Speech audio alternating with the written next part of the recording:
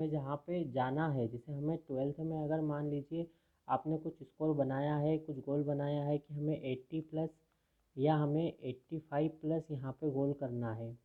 ठीक है, हम ज़्यादा बड़ा गोल नहीं लेंगे, हम 80-85 प्लस का गोल लेंगे। तो अगर ये हमने डिसाइड इसके अंदर कर रखा है स्टूडेंट, तो हमें पहले सिलेबस पता होना चाहिए कि सिलेबस एक्चुअल में क्या है, क्योंकि सिलेबस जब तक पता नहीं होगा रास्ता, जब तक हम जाएंगे किसी इस गोल पे। तो ये आप ध्यान रखिए। तो सर्वप्रथम हम क्या करेंगे, ये आप सभी इनको देखा है आपने, ये क्या है, न्यूटन जी। तो इनको हम नमस्कार करते हैं सबसे पहले, क्योंकि हमें नमस्कार करके ही फिजिक्स चालू करना पड़ता है, क्योंकि 11th में आपने देखा ऑल अबाउट द फिजिक्स क्या है हमारा, न्यूटन पे ही बेस्ड था। क्लियर है स्टूडेंट। तो हम आगे बढ़ते हैं यहाँ से। तो जो फर्स्ट है हमारा यहाँ पर यूनिट है, तो फर्स्ट यूनिट है हमारे यहाँ पर इलेक्ट्रोस्टैटिक। मैं आपको पहले क्लियर कर दूँ हमारी यूनिट कितनी है टोटल इसके अंदर। टोटल हमारे इसमें 9 यूनिट है। और अगर चैप्टर की बात करेंगे तो टोटल हमारे इसमें 14 चैप्टर है यहाँ पर। तो किसी यूनिट में 2 चैप्टर भी, किसी यूनिट में 3 चैप्टर भी है और 1 चैप्टर भी है। तो फर्स्ट हमारा इलेक्ट्रोस्टैटिक्स। इलेक्ट्रोस्टैटिक्स मेनली क्या है स्टूडेंट, इसके अंदर हमें 2 चैप्टर पढ़ना है। एक है हमारा इलेक्ट्रिक चार्जेस इन फील्ड और एक इसका नेक्स्ट चैप्टर है पोटेंशियल एंड कैपेसिटेंस वाला। तो हम जब इसकी बात करेंगे स्टूडेंट, तो ये हमारे कौन है, कूलम्ब्स। तो कूलम्ब्स ने ही हमें इलेक्ट्रोस्टैटिक्स के बारे में बताया था, तो इन्हीं के कारण हम ये सारी चीज़ें पढ़ पा रहे हैं। तो फर्स्ट हमारा टॉपिक इसके अंदर इलेक्ट्रिक चार्ज। तो हम इलेक्ट्रिक चार्ज समझेंगे, चार्जेस वगैरह कैसे होते हैं, चार्जेस ट्रांसफ़र वगैरह कैसे। जैसे मान लीजिए अभी ये हमारा पेन है, ये मैंने पेन बनाया है जैसे, ठीक है, क्योंकि अभी लॉकडाउन में तो कोई बाहर जाने का ऑप्शन नहीं है। तो ये पेन मैंने बनाया था। तो इसमें क्या है, अगर मैं इसे यहाँ पे पकड़ के लिखता हूँ तो इसमें मैं नहीं लिख पाऊँगा। पर अगर मैं इसे यहाँ पे टच करता हूँ, देखिए यहाँ पे टच करता हूँ, तो यहाँ से क्या होगा, ये चार्जेस यहाँ तक ट्रांसफ़र होंगे और मैं अब इस पर लिख पा रहा हूँ। क्लियर है स्टूडेंट। तो देखो चार्जेस से क्या क्या चीज़ होती है, आज आप पढ़ पा रहे हैं तो ये भी चार्जेस से पढ़ पा रहे हैं स्टूडेंट। तो इसके अंदर वही हमको इसके अंदर conservation of charges, Coulomb's law देखना है, जो मेनली हम बहुत ज़्यादा इंपॉर्टेंट है। फिर superposition principle, continuous charge distribution देखना है।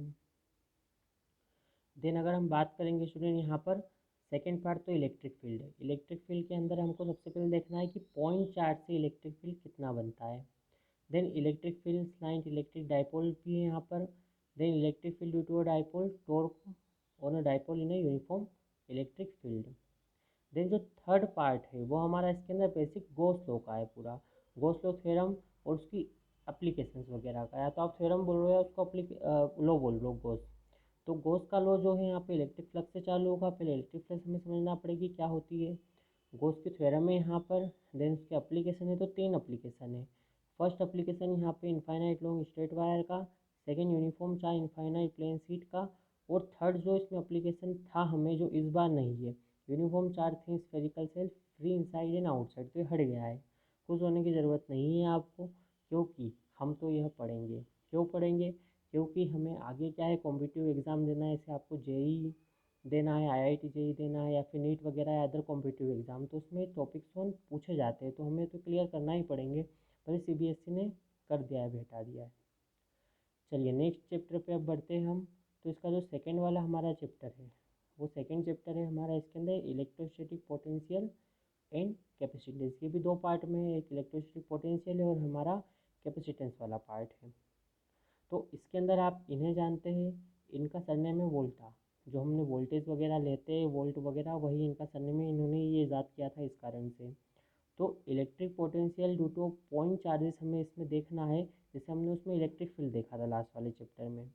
और इसमें सबसे पहले हमें इलेक्ट्रिक पोटेंशियल, फिर पोटेंशियल डिफरेंस स्टडी करना है, फिर इक्वी पोटेंशियल सरफेसेस हमें पढ़ना है, जो सीबीएसई में पूछा ही जाता है, हर 1-2 साल छोड़ के पूछा ही जाता है, 1 नंबर 2 नंबर में पूछ लेते हैं। Then electric potential energy of system of 2 point charges of electric dipole in electrostatic field. Then जो सेकेंड हमारे यहाँ पे ये क्या है, कंडक्टर एंड इंसुलेटर, आपने पहले पढ़े है 10th में।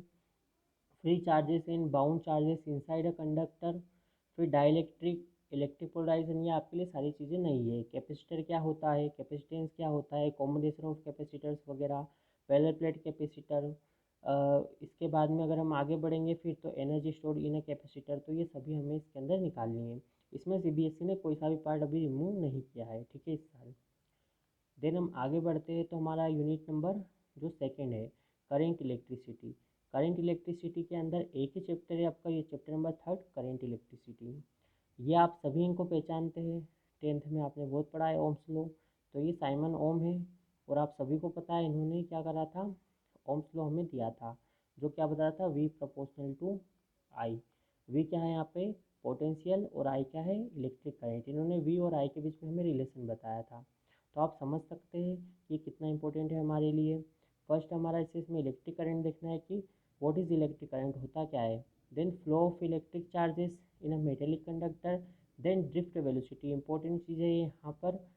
Then mobility relation with electric current, Ohm's law वापस से हमें देखना है, इसको रिड्यूस भी करना है किसी फॉर्म में। फिर electrical energy, power, electrical resistivity and conductivity यहाँ पे देखना है।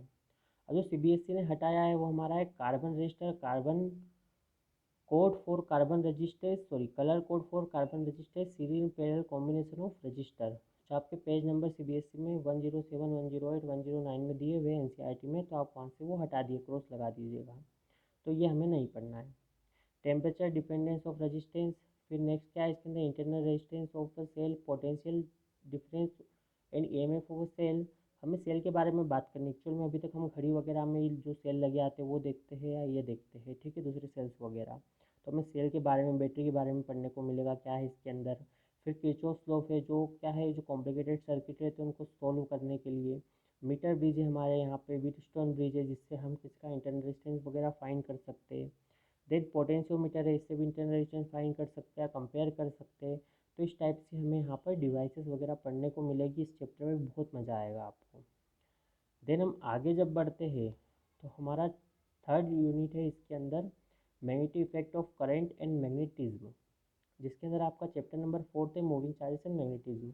तो बहुत ही इंपॉर्टेंट है स्टूडेंट, यहाँ पर ये इंपॉर्टेंट क्यों बनती है, हमने 10th में पढ़ा था ओरस्टेड का एक्सपेरिमेंट, जिसमें हम मैग्नेट्स वगैरह देखे थे। तो यहाँ पर मैग्नेट क्या होती है, मैग्नेटिक फील्ड क्या होती है, इस टाइप से, क्योंकि इसी के बाद में हमारा जनरेटर बना था या मोटर बनी थी। तो आप ये ध्यान रखिएगा, ये भी बहुत इंपॉर्टेंट है हमारे इसमें।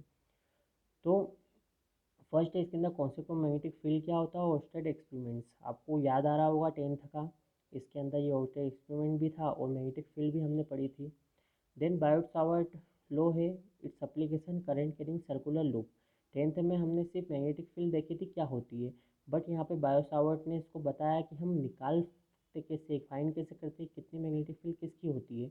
कुछ मैग्नेट आपने देखी उसकी कम रहती है, वो ज़्यादा दूर तक अट्रैक्ट नहीं कर पाती है, कुछ की हाई होती है, इस टाइप से। फिर इसमें एम्पियर्स लॉ है, उसी कुछ अप्लीकेशंस वगैरह